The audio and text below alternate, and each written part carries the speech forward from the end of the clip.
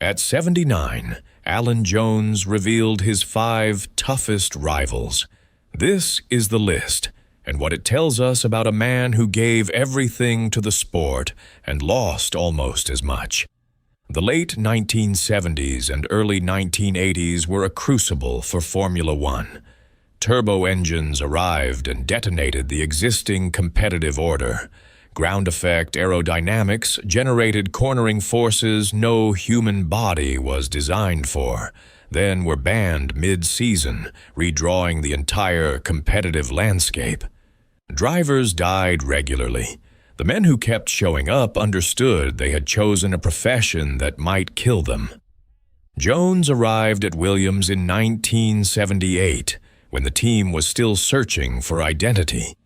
A year later, he was delivering race victories. By 1980, he had given them a world championship. He did this surrounded by rivals who were not merely good. They were exceptional. Your number 5, Jody Scheckter. By the point Jones was threatening for world championship honors, Scheckter was in the final chapter of his career. He would retire at the end of 1980, still only 30, having concluded with cold clarity that the sport had given him what he came for, and continuing to press his luck was a fool's bargain. But in 1979, Scheckter was world champion, and how he won it is why Jones puts him on this list. There were no dramatic last-lap heroics, no desperate gambles. What Scheckter did in 1979, working with a Ferrari team functioning with rare harmony, was execute a season of near-perfect control. Points when available, restraint when required. Victories that came not from outpacing the field, but from positioning himself so intelligently that the field eventually came to him. Jones has described Scheckter as a man who knew exactly what he was doing and when to do it. That is as close to admiration as Jones gets. The philosophical contrast between them is what matters. Jones attacked every corner like an enemy. He drove on instinct, on fury, on refusal to accept that any car ahead of him had legitimate right to be there. Scheckter was a chess player sitting at a racetrack. He saw 3 moves ahead. He understood that a championship is won over the whole board, not just in this moment. Jones watched Scheckter take the 1979 title and felt something he described as clarifying anger. Not at Scheckter, but at himself. He realized he had been racing corners. Scheckter had been racing seasons. If Jones wanted a championship of his own, he would need to learn how to do both simultaneously. He went away and learned. In 1980, he applied that lesson. The brawler became a brawler who could count. Scheckter taught him that, whether Scheckter ever knew, it is another matter entirely. Number 4, Carlos Reutemann. The significance of including a teammate on this list cannot be overlooked. A teammate is not someone you race on Sundays. He is someone you manage, anticipate, and defend against every single day. The garage, the debrief, the strategy meetings. Every environment where teammates are supposed to be united, this man was a challenge. That is a different kind of rivalry. Harder in many ways. Reutemann arrived at Williams in 1982 as a driver at the height of his powers, fast in qualifying, relentless in the race. But the real threat was more subtle. Reutemann had political intelligence. He understood the subtleties of team hierarchy, a resource allocation, and favor within the garage. By 1982, Williams's car was not dominant. It was competitive, occasionally brilliant, sometimes brittle.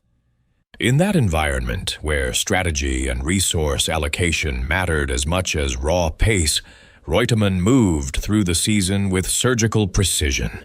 There was one race that crystallized everything. the 1982 British Grand Prix at Brands Hatch. Reutemann started on pole. Jones was alongside. The gap between them across the season, in qualifying, in race pace, in the intangible measure of who the team believed was more likely to deliver a victory on any given Sunday, had become visible to everyone.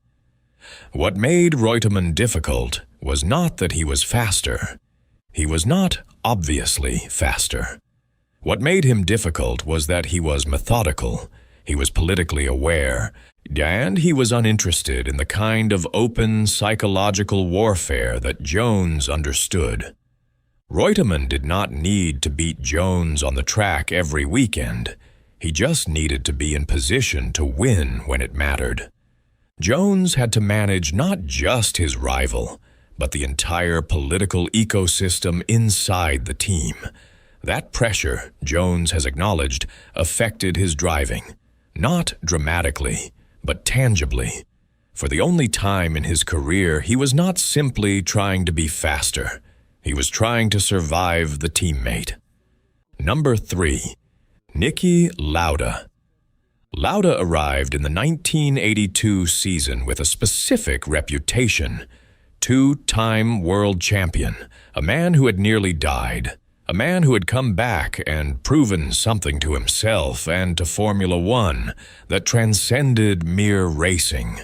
He was also, at that stage of his career, operating at the absolute peak of his mental and physical capabilities. What distinguished Lauda was not speed, though he was fast. What distinguished him was clarity. He had burned away every emotional attachment to racing. He saw the sport as a mechanical problem. The car had certain characteristics. The driver had certain capabilities. Victory was a calculation. Defeat was not a tragedy. It was data. This coldness was not a persona.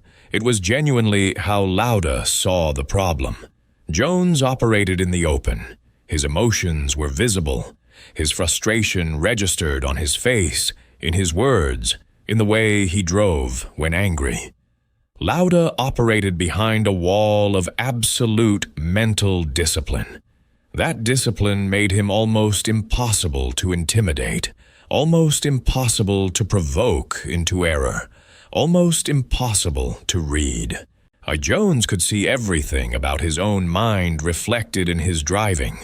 With Lauda, there was nothing to see, just results. What made Lauda so difficult was that he forced Jones to question his entire approach to racing. The brawler could not intimidate a man who genuinely did not care about intimidation. The aggressor could not provoke a man who had already decided that emotion was a liability. Jones had to race like Lauda raced, with calculation and restraint, but he did not have Lauda's gift for disconnection. That mismatch, more than any deficit in pure speed, is what Jones puts at the heart of this rivalry. Number 2. Gilles Villeneuve. If Lauda forced Jones toward control, Villeneuve forced him in the opposite direction. Villeneuve was the purest expression of driving as art rather than sport. He was absurdly, almost recklessly committed to the idea that a car should be driven at the absolute limit on every lap of every session. That commitment was not calculated, it was instinctive. Villeneuve did not think about the championship arithmetic. He thought about the next corner and whether he could carry more speed through it than he had the lap before. There was one moment that defined this dynamic, the 1979 Canadian Grand Prix. Villeneuve and Jones separated by mere tenths of a second across the entire weekend. Villeneuve eventually won, but it was the method that mattered. He drove without calculation. Jones, by that stage of his career, had learned to calculate. The gap between them was not speed, it was philosophy. Villeneuve was racing the track. Jones was racing the season. What Villeneuve did for Jones was remind him why the sport was worth loving in the first place. For all the championships, the strategy, the championship arithmetic, there was still something pure about Villeneuve's commitment, something that did not care about points or mathematics or the future. He was there, in that car, going as fast as he possibly could, and nothing else mattered. Jones has spoken about Villeneuve with a tone he uses for very few drivers. Not respect exactly, but recognition. The understanding that what Villeneuve was doing had a kind of honesty to it that transcended the competitive outcome. Number 1. Nelson Piquet. The facts are simple. The 1981 World Championship came down to 1 point. 1 point across 23 weeks of racing, 15 Grand Prix, 4 continents. At the end of the season, Piquet stood at 1 and Jones stood at 0. 1 point separated them. That margin contains within it the entire essence of this rivalry. Jones has spoken about that season with candor. He did not say he was robbed.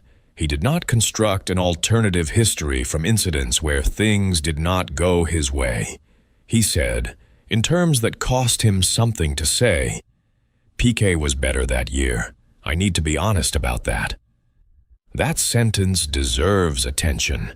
It comes from a man for whom honesty about defeat is not a natural resting state.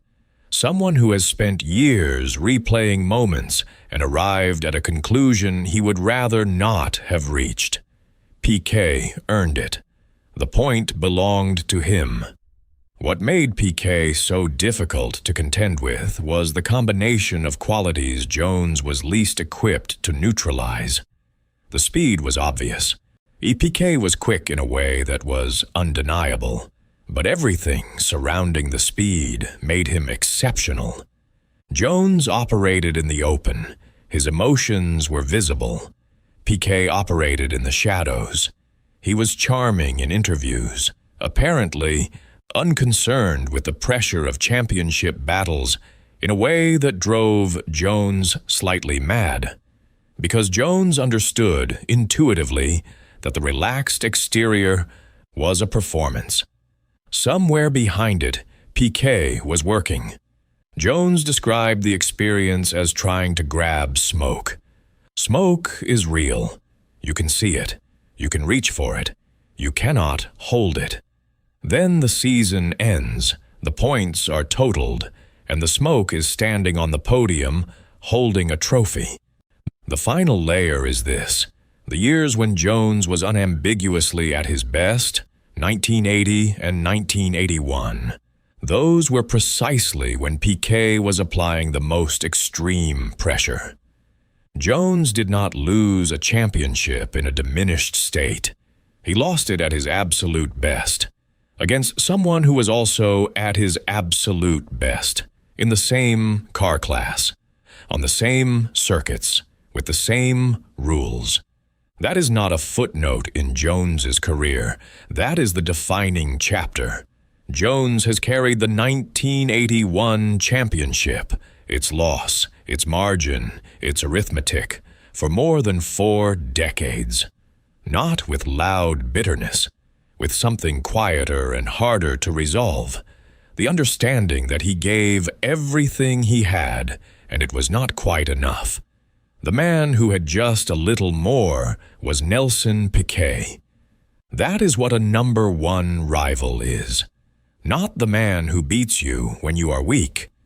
The man who beats you when you are as strong as you have ever been. At 79, still sharp, still uncompromising, Alan Jones was asked if he would do it all again. He considered the question for a moment. Then he said, "Who wouldn't?" 2 words. No elaboration offered, because none was needed. That is Alan Jones. These were not simply opponents.